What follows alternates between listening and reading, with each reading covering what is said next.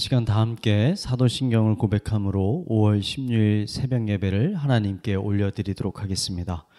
나는 전능하신 아버지 하나님 천지의 창조주를 믿습니다.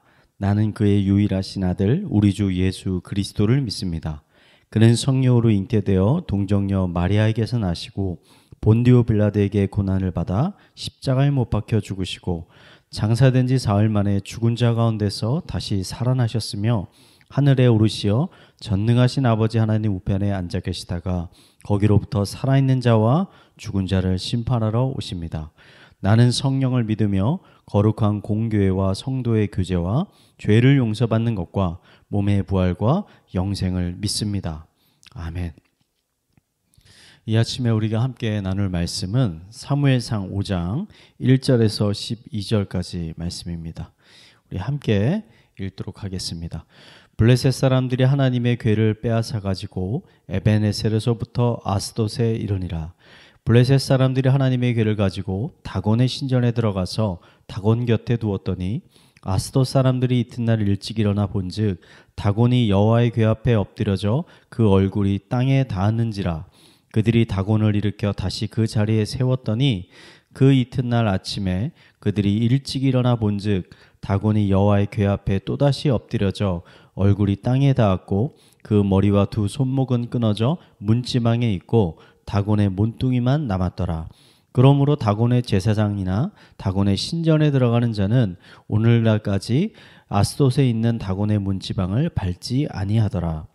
여호와의 손이 아스돗 사람에게 엄중히 더하사 독한 종기의 재앙으로 아스돗과 그 지역을 쳐서 망하게 하니 아스돗 사람들이 이를 보고 이르되 이스라엘의 신의 궤를 우리와 함께 있지 못하게 할지라. 그의 손이 우리와 우리의 신 다곤을 친다 하고 이에 사람을 보내어 블레셋 사람들의 모든 방백을 모으고 이르되 우리가 이스라엘의 신의 궤를 어찌하랴 하니 그들이 대답하되 이스라엘의 신의 궤를 가드로 옮겨가라 하므로 이스라엘의 신의 궤를 옮겨갔더니 그것을 옮겨간 후에 여호와의 손이 심히 큰 환난을 그 성읍에 더하사 성읍 사람들의 작은 자와 큰 자를 다 쳐서 독한 종기가 나게 하신지라. 이에 그들이 하나님의 궤를 에그론으로 보내니라.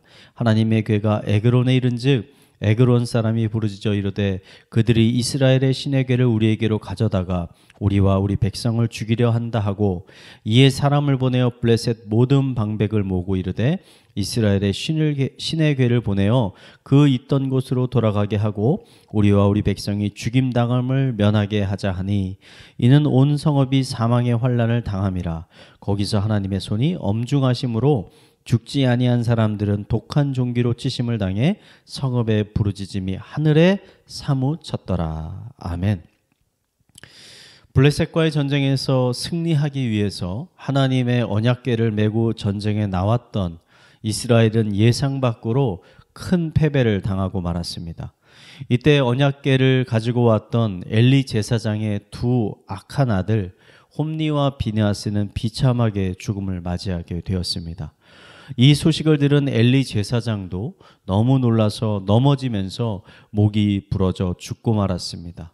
이로 인해 하나님이 사무엘에게 말씀하셨던 엘리 제사장 가문에 대한 심판에 대한 예언이 모두 성취가 되었습니다. 전쟁에서 승리한 블레셋 사람들은 하나님의 언약궤를 자신들이 섬기는 다곤 신의 신전 안에 가져다가 놓았습니다. 그런데 다음날 아침에 신전에 가보니 다곤 신상이 하나님의 언약궤 앞에 엎드려져 있었습니다. 신상을 다시 똑바로 세워놓고 다음날 다시 가보니까 이번에는 신상의 목과 손, 다리가 다 끊어져 있고 신상이 바닥에 또다시 엎드려져 있었습니다. 이 사건이 전달하고자 하는 메시지는 명확한 것 같습니다. 블레셋이 섬기는 다곤 신이 하나님보다 더 큰 권능이 있어서 블레셋이 이스라엘의 전쟁에서 승리한 것이 아니라는 것입니다. 고대 중동에 있는 사람들은 이런 생각을 가지고 있었습니다. 민족과 민족 혹은 나라와 나라 간의 전쟁이 일어나면 이것은 사람 간의 전쟁이 아니라 각 민족과 나라가 섬기는 신들 사이의 전쟁이다. 그래서 한 민족이나 한 나라가 다른 나라의 전쟁에서 승리하면 그것은 무엇을 의미하느냐? 그 민족이 섬기는 신이 상대방의 신보다 더 큰 힘을 갖고 있다라는 것을 그들은 의미한다고 생각했습니다. 아마 이스라엘의 전쟁에서 승리한 블레셋 사람들도 동일한 생각을 가지고 있었을 것입니다. 소문에는 이스라엘 민족이 섬기는 그 신이 홍해도 가르고 하늘에서 만나와 메추라기도 내려주고 큰 성이었던 여리고 성도 손가락 하나 되지 않고 무너뜨리고 심지어 하늘의 태양도 멈추게 하는 놀라운 권능을 가진 신이라고 들었는데 막상 싸워보니까 별것 아니구나. 우리가 믿는 다곤 신이 훨씬 더 힘이 있는 신이었구나 라고 생각했을 것입니다. 그래서 블레셋 사람들은 하나님의 언약궤를 전리품으로 취해서 다곤 신전에 갖다 놓았던 것입니다. 하지만 자신들이 섬기는 다곤 신상이 팔다리가 끊어져 하나님의 언약궤 앞에 엎드려진 것을 보면서 블레셋 사람들은 자신들의 생각이 철저히 잘못되었다는 것을 깨닫게 되었습니다. 뿐만 아니라 그날부터 언약궤가 있는 아스돗에 하나님이 보낸 무서운 재앙이 일어나자 블레셋 사람들은 결국 여호와 하나님이 자신들이 섬기는 다곤신보다 훨씬 더 큰 권능을 가진 신이라는 것을 인정할 수밖에 없게 되었습니다. 저는 블레셋에서 일어난 오늘의 이 사건들이 우리에게 가르쳐주고 있는 중요한 메시지가 있다고 생각합니다. 그것은 기독교인의 실패가 곧 하나님의 실패는 아니라는 것입니다. 이스라엘은 블레셋과의 전쟁에서 패배하였습니다. 하지만 그것은 하나님의 능력이 부족해서가 아니었습니다. 이스라엘이 부패하고 타락하여 하나님을 배신하였기 때문입니다. 기독교인들도 얼마든지 이스라엘 백성들과 같이 현실에서 실패하고 패배할 수 있습니다. 하지만 자신의 실패와 패배 가운데 하나님의 능력과 권능을 의심해서는 안 되는 것입니다. 오히려 실패 가운데 겸손하게 자기 자신을 돌아보고 살펴보아야 하는 것입니다. 블레셋과의 전쟁에서 패배한 이스라엘 백성들에게 필요한 것은 무엇이었을까요?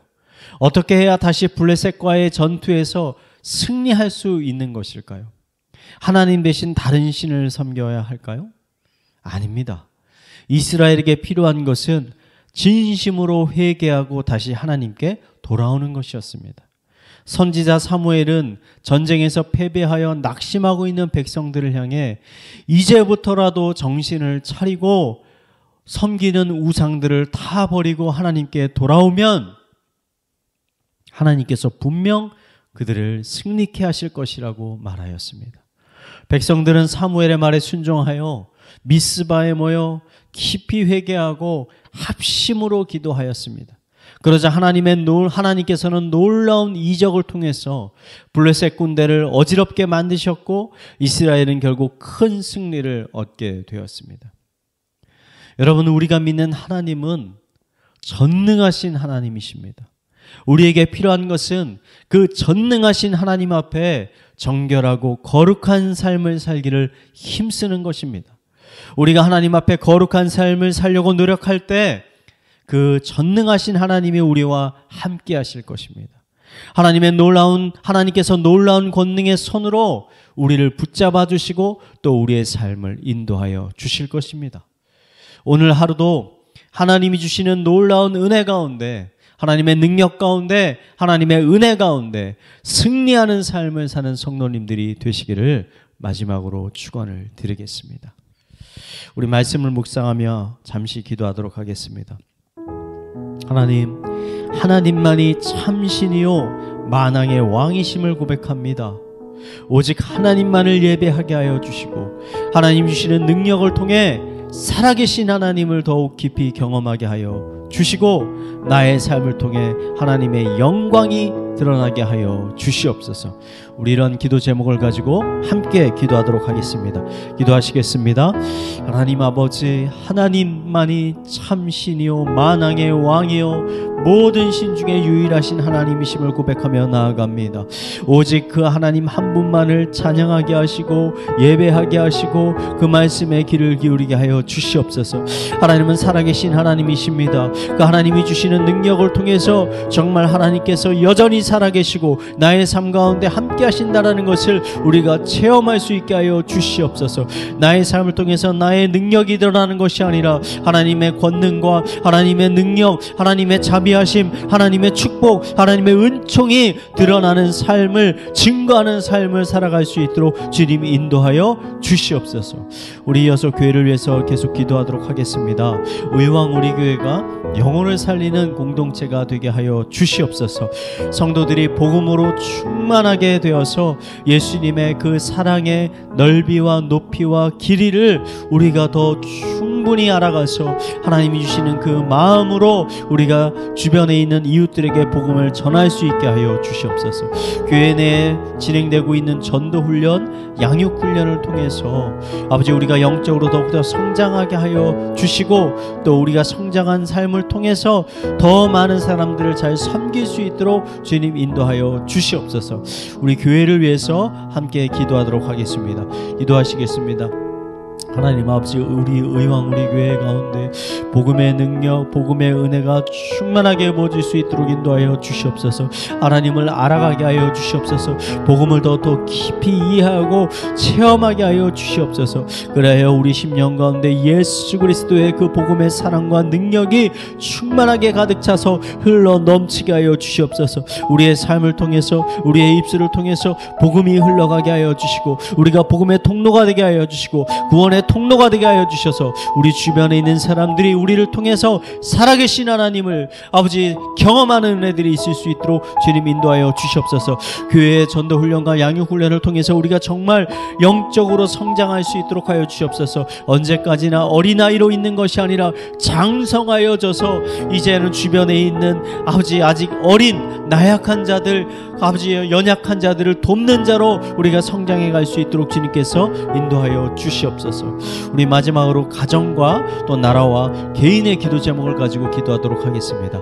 기도하시겠습니다. 하나님 아버지, 우리의 가정을